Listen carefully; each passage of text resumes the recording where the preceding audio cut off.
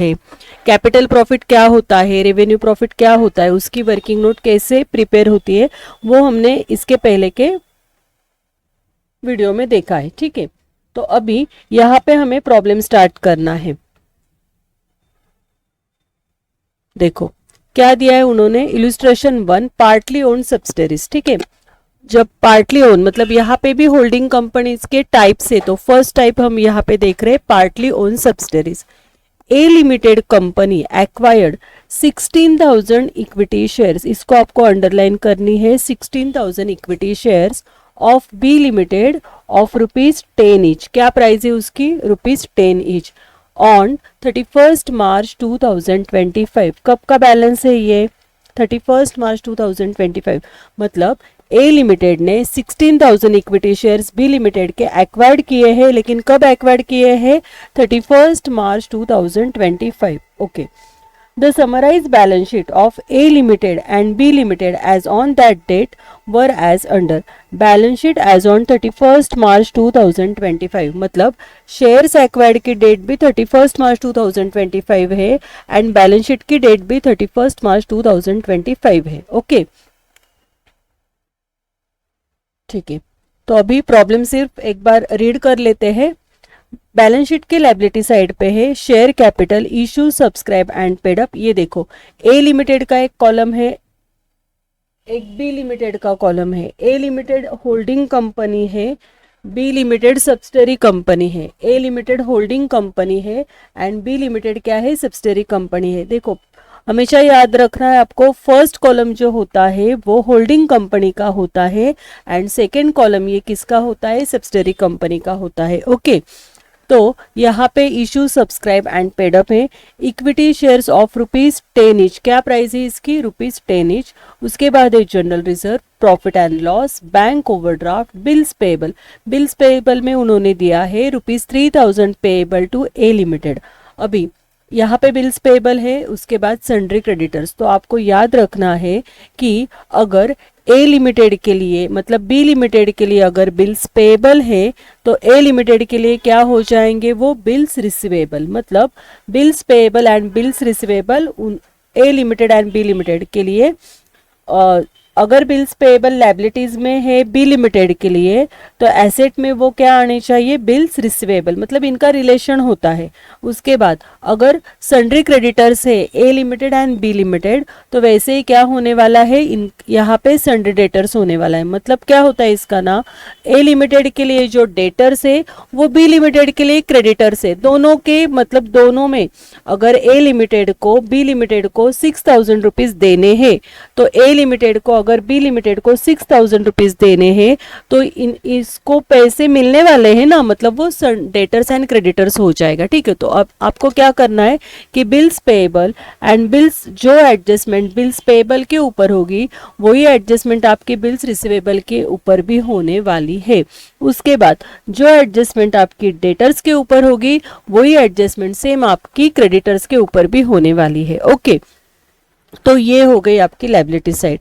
अभी एसेट में क्या दिया है उन्होंने, land and building, plant and machinery, investment. देखो यहाँ पे अंडरलाइन करो, investment in shares in B limited at cost. उसके बाद है इन्वेंटरीज, इन्वेंटरीज का मतलब होता है stock. Sundry debtors, bills receivable including ₹3,000। ये देखो इंक्लूडिंग ₹3,000 बिल्स पेएबल में एडजस्टमेंट थी, वही एडजस्टमेंट बिल्स रिसीवेबल में है 3,000 फ्रॉम बी लिमिटेड। लेकिन बिल्स पेएबल में जब है तो बी लिमिटेड में अमाउंट है कि नहीं, यहाँ पे देखो 8,400 एंड जब एसेट साइड में बिल्स रिसीवेबल है तब अमाउंट कहाँ पे है, ए लिमिटेड में है। मतलब ए लिमिटेड के लिए वो बिल्स रिसीवेबल है तो बी लिमिटेड को पेमेंट करना है, इसलिए बी लिमिटेड के लिए वो क्या हो जाएंगे, बिल्स पेएबल। ओके, उसके बाद है कैश एट बैंक। तो ये हो गया आपका बैलेंस शीट। जो बैलेंस शीट उन्होंने दिया था वो हमने एक बार रीड कर लिया है, इंपॉर्टेंट को अंडरलाइन कर लिए। ठीक है, अभी you are supplied with the following information. The directors are advised that land and building क्या किया उन्होंने, of B limited are under valued. Under valued का मतलब होता है, बताओ एप्रिसिएशन होगा या डेप्रिसिएशन, अंडर वैल्यूड का मतलब होता है एप्रिसिएशन। फिर ओवर वैल्यूड का मतलब क्या होगा, ओवर वैल्यूड का मतलब होगा depreciation. Rupees 20,000 and plant and machinery too of B limited are over valued rupees 10,000। Over valued का मतलब क्या होना चाहिए स्टूडेंट्स, डेप्रिसिएशन। ओके, तो ये अंडर वैल्यूड एप्रिसिएशन है एंड ओवर वैल्यूड डेप्रिसिएशन है, ठीक है। Their assets have to be adjusted accordingly. Sundry creditors of A limited include 12,000 due to them.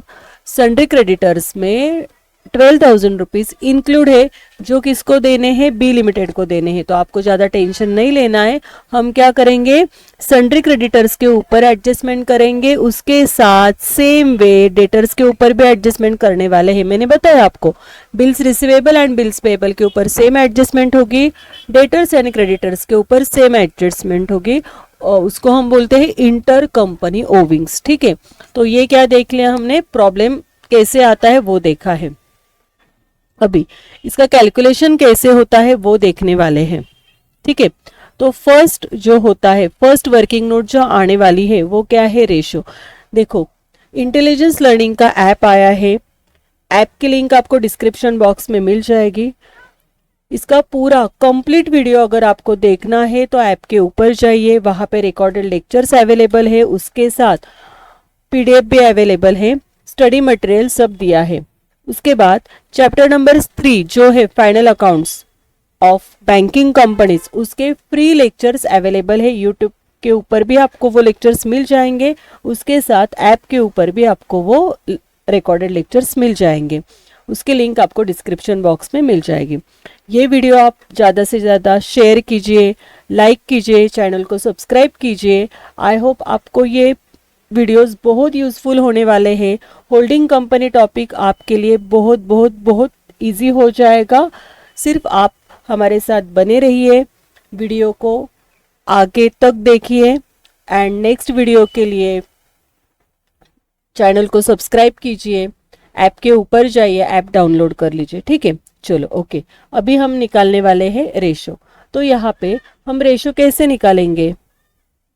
कैसे निकालेंगे वो हमें देखना है, ठीक है। तो फर्स्ट वर्किंग नोट हमारी होने वाली है रेशो। तो रेशो कैसे आना चाहिए, क्या करना है हमें, देखो मैंने यहाँ पे बहुत इजी वे मतलब पूरा कंप्लीट लिख के रखा है, आपको कुछ करना नहीं है, सिर्फ आपको एक फॉर्मेट बनाना है एंड वैल्यूज पुट करनी है, ठीक है। क्या करने वाले हैं हम, बैलेंस शीट के लायबिलिटीज में जाने वाले हैं कैपिटल, लेकिन कहाँ पे जाएंगे, सेकेंड कॉलम में जाएंगे। ओके चलो, बैलेंस शीट के लायबिलिटीज में जाएंगे, सेकेंड कॉलम में कैपिटल देखना है। ये देखो, बैलेंस शीट के लायबिलिटीज में सेकेंड कॉलम में आपको कैपिटल दिख रहा है 2 लाख। ओके, ये क्या है, 2 लाख। ओके, और इक्विटी शेयर्स क्या है यहाँ पे, ₹10 ईच। तो हमें 2 लाख को 10 से अगर हम डिवाइड करते हैं तो यहाँ पे हमें क्या मिलने वाले हैं, नंबर ऑफ शेयर्स मिलने वाले हैं, ठीक है। वो पहले तो हम फाइंड आउट करेंगे हम, ये देखो रेशो के लिए, ठीक है। क्या किया हमने, बैलेंस शीट के लायबिलिटी साइड में गए, कैपिटल देखा है सेकेंड कॉलम का, तो सेकेंड कॉलम का कैपिटल हमें मिल गया है 2 लाख, डिवाइडेड बाय पर शेयर प्राइस कितनी थी, 10 रुपीज। पर शेयर प्राइस कितनी थी, 10 रुपीज। तो वहां पे अगर 2 लाख को हम 10 से डिवाइड करते हैं तो नंबर ऑफ शेयर्स कितने मिलने वाले हैं, 10 से डिवाइड करो तो यहाँ पे आपको नंबर ऑफ शेयर्स मिल जाएंगे 20,000 शेयर्स। ओके, अभी 20,000 शेयर्स में हमें ये देखना है कि होल्डिंग कंपनी ने कितने शेयर्स एक्वायर्ड किए हैं एंड सब्सिडरी कंपनी के कितने शेयर्स है। तो होल्डिंग कंपनी ने कितने शेयर्स एक्वायर्ड किए हैं वो ऊपर देखना है आपको। ये देखो, प्रॉब्लम की शुरुआत में ही था, ए लिमिटेड एक्वायर्ड 16,000 इक्विटी शेयर्स। अभी आपको लगेगा, देखो पहला तो इजी है ना, पहली तो ये अमाउंट तो आपको बैलेंस शीट में ही मिलने वाली है, ठीक है। अभी ये नंबर ऑफ शेयर्स कहाँ कहाँ मिल सकते हैं, ये नंबर ऑफ शेयर्स एक तो पहले पैराग्राफ में मिलेंगे बैलेंस शीट के ऊपर, या कभी कभी बैलेंस शीट में भी नंबर ऑफ शेयर्स होते हैं, या कभी कभी एडजस्टमेंट में भी होते हैं, ठीक है। तो अभी यहाँ पे ए लिमिटेड एक्वायर्ड 16,000 इक्विटी शेयर्स, ए लिमिटेड ने 16,000 शेयर्स क्या किए हैं, एक्वायर्ड किए हैं। तो यहाँ पे ए लिमिटेड मतलब होल्डिंग कंपनी है एंड बी लिमिटेड क्या हो जाएगी, सब्सिडरी कंपनी। ठीक है, ये होल्डिंग कंपनी ए लिमिटेड है एंड बी लिमिटेड आपकी क्या है, सब्सिडरी कंपनी। अभी ए लिमिटेड ने 16,000 नंबर ऑफ शेयर्स एक्वायर्ड किए हैं, तो बी लिमिटेड के शेयर्स कितने हो जाएंगे, तो यहाँ पे बी लिमिटेड के शेयर्स आपके आने वाले हैं, टोटल नंबर ऑफ शेयर्स 20,000 थे, तो यहाँ पे 4,000 माइनस हो जाएंगे, तो 16,000 माइनस करना है हमें यहाँ पे, तो रिमेनिंग जो शेयर्स है वो है 4,000 रुपीज, तो number of shares B limited के क्या हो जाएंगे, 4,000। डन, आया समझ में, इजी है।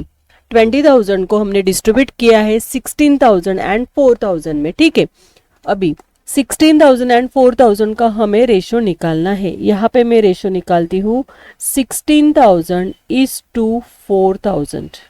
ओके, तो ये सेम जीरो आपको दिख रहे, ये हमने कैंसिल कर दिए।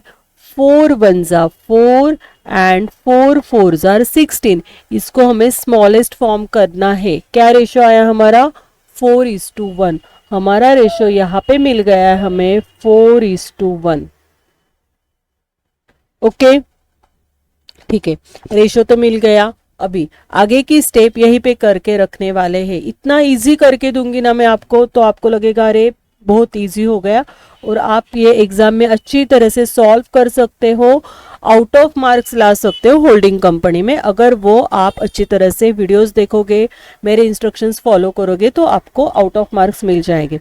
अभी 16,000 को हमें क्या करना है, ₹10 से मल्टीप्लाई करना है। ये देखो यहाँ पे 10 रुपीज से डिवाइड किया था ना, तो यहाँ से हमें 10 रुपीज से मल्टीप्लाई करना है। क्यों करेंगे मल्टीप्लाई, तो 16,000 को अगर 10 से मल्टीप्लाई करेंगे तो ये आने वाला है 1,60,000 एंड ये आने वाला है आपका 40,000। तो क्या मिल गया फिर, ये रेशो तो मिल गया यहाँ पे 4:1। तो ये जो मल्टीप्लाई करने के बाद वैल्यू जो आई है वो क्या हो गई, तो वो हमारी शेयर्स की फेस वैल्यू हुई है। क्या हुई है, फेस वैल्यू। ओके, एंड ये फेस वैल्यू कहाँ पे हम यूज करने वाले हैं, तो गुडविल के लिए। जब आगे जाके हमें गुडविल की वर्किंग नोट बनानी है, तो गुडविल के लिए 1,60,000 यूज होने वाले हैं। एंड जब हम माइनॉरिटी इंटरेस्ट की वर्किंग नोट बनाएंगे, तब हमें माइनॉरिटी इंटरेस्ट के लिए ये यूजफुल होने वाला है। ओके स्टूडेंट्स, ओके चलो यहाँ तक तो कंप्लीट हुआ है। अभी हमें निकालना है कैपिटल प्रॉफिट। क्या कैलकुलेट करना है हमें यहाँ पे, कैपिटल प्रॉफिट। तो पहले तो कैपिटल प्रॉफिट का फॉर्मेट देख लेते हैं। कैपिटल प्रॉफिट और कैपिटल लॉस प्री और बिफोर, मतलब पहले एक्विजिशन के पहले, जो शेयर्स एक्वायर करने के पहले जो भी कुछ प्रॉफिट होता है वो आपका होने वाला है कैपिटल प्रॉफिट। तो यहाँ पे जनरल रिजर्व है एज ऑन 1 अप्रैल, उसके बाद फिर से जनरल रिजर्व है, मैं यहाँ पे पुट करने वाली हूँ। आपको ना same as it is copy paste करके रखना है। ये फॉर्मेट ऐसे बना लो, फिर वैल्यूज पुट करो, बहुत बहुत बहुत ईजी हो जाएगा। उसके बाद ये प्रॉफिट एंड लॉस का क्रेडिट बैलेंस, फिर से प्रॉफिट एंड लॉस ऐड करना है, less profit and loss debit balance, add under valuation और एप्रिसिएशन इन फिक्स्ड एसेट। अगर कुछ एप्रिसिएशन होता है तो वो हमें ऐड करना है।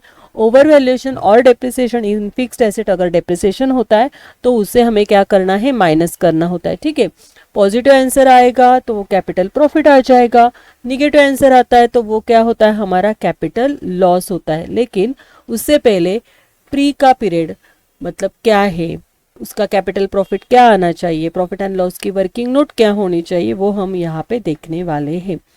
तो पहले आपको क्या करना है ना, सबसे पहले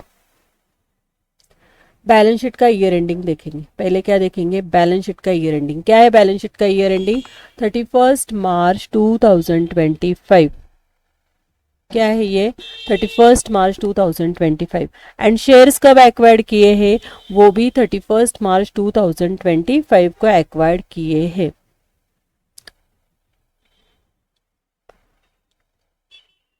ओके, देखो अभी वर्किंग नोट कैसे होगी इसकी।